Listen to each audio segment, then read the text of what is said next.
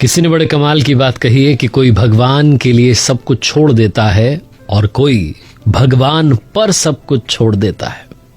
नमस्ते दोस्तों, मैं हूं आरजे कार्तिक माय एफएम से। माधव दास जी नाम के भक्त जगन्नाथपुरी में रहते थे और वो ज्यादा किसी से मिलते जुलते नहीं थे, अपनी मस्ती में रहते थे, प्रभु की भक्ति में लीन रहते थे। उनका कहना था कि प्रभु मुझे दर्शन देते हैं, आते हैं, खेलते भी हैं, लीलाएं करते हैं, भोग लगाते हैं, सब कुछ होता है। माधव दास जी जगन्नाथपुरी में जाने जाते थे अपनी भक्ति के लिए।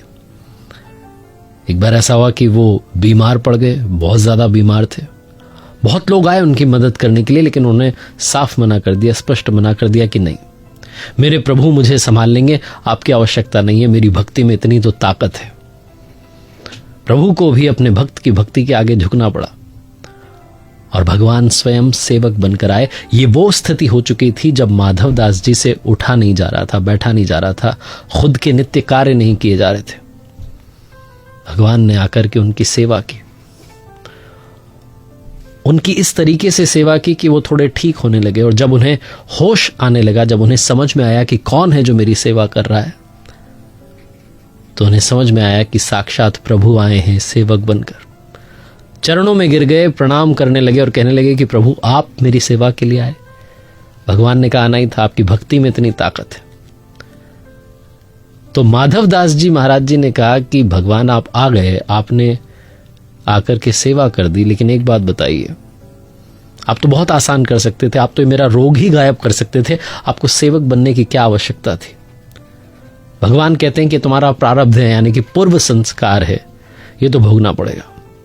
तो माधव दास जी ने पूछा कि प्रभु बहुत ज्यादा तबीयत खराब हो गई है, उठा बैठा नहीं जा रहा है, आपको बुलाने की आवश्यकता पड़ गई, आपको आना पड़ गया, अब और सहा नहीं जाता। तो भगवान ने कहा कि और सहना तो पड़ेगा, क्योंकि 15 दिन का अभी भी प्रारब्ध बचा हुआ है, अभी भी पूर्व संस्कार कहते हैं 15 दिन तुम ऐसे ही रहोगे। माधव दास जी ने कहा बहुत समस्या हो जाएगी, बहुत ज्यादा बीमार हो जाऊंगा, सहा नहीं जाएगा। भगवान ने कहा बस इतनी सी बात, ये 15 दिन की बीमारी मुझे दे दो।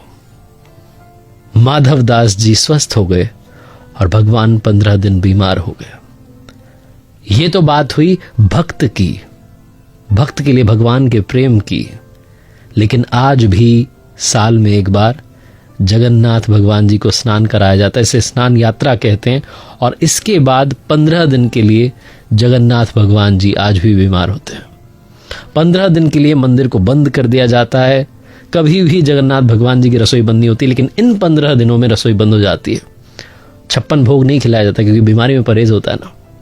काढ़े का भोग लगता है इन 15 दिनों में। आयुर्वेदिक भोग जो है लगाया जाता है। और जगन्नाथ धाम मंदिर में भगवान की बीमारी की जांच करने के लिए हर दिन वैद्य जी आते हैं, फलों का रस दिया जाता है, छेना का भोग लगता है, सोने से पहले मीठा दूध जो है अर्पित किया जाता है। भगवान जगन्नाथ जी बीमार हो गए, 15 दिनों तक आराम करते हैं और उसके बाद फिर जगन्नाथ जी की यात्रा निकलती है, जब वो पूर्ण रूप से स्वस्थ हो जाते हैं। बहुत सारे भक्त आते हैं। ये कथा बताती है कि भक्तों का जीवन सुखमय बनाने के लिए भगवान भी तकलीफ सह लेते हैं, अपने भक्तों की मदद के लिए अवश्य आते हैं, अगर भक्तों की पुकार में वो ताकत है। अपना प्रेम बनाए रखिए, अपनी भक्ति की ताकत को बनाए रखिए। आप जिस भी नाम से उन्हें पुकारते हैं, आपकी श्रद्धा में कमी मत आने दीजिए। ऊपर वाले के आशीर्वाद के साथ, अपनी मेहनत और अपनों के प्यार के साथ कर दिखाओ कुछ ऐसा कि दुनिया करना चाहे आपके जैसा। देखते रहिए हर सोमवार सुबह 9:30 बजे मेरे साथ एक नई कहानी, और हर शुक्रवार सुबह 9:30 बजे लर्निंग सीरीज का एक नया वीडियो। अगर आप कुछ अच्छा सुन रहे हैं तो माय एफएम सुन रहे हैं, चलो अच्छा